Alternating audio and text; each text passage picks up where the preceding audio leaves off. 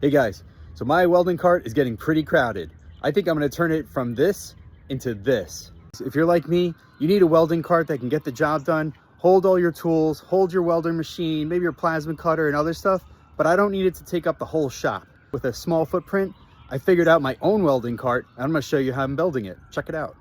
So I started out, this is my first welding cart I got it when I got the titanium welder from Harbor Freight. This is a Harbor Freight welding cart. It supports up to 100 pounds, and I think it's somewhat maxed out here. I have all these clamps and materials thrown in there. There's my welder and welder clothing and gloves. I have a plasma cutter up here. I have more tools and accessories, things I botched together over the years to make it work.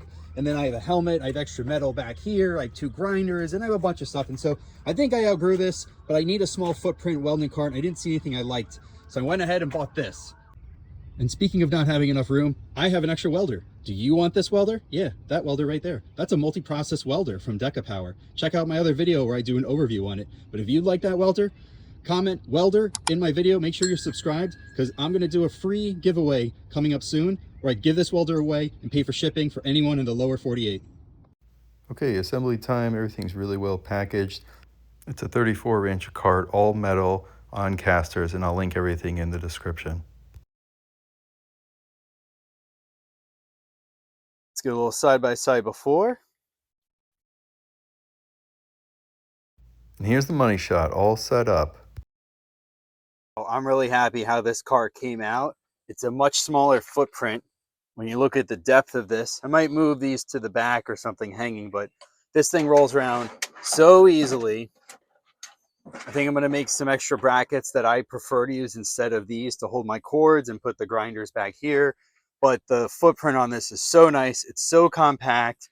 I'll put the dimensions and all the information in the description. Now I got my welder here, my plasma cutter here, because the welder opens on top to access the wire.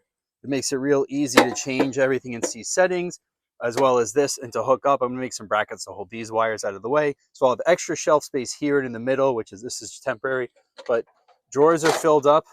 I'm gonna get some toolbox organizer mat, but I got plenty of my supplies and consumables.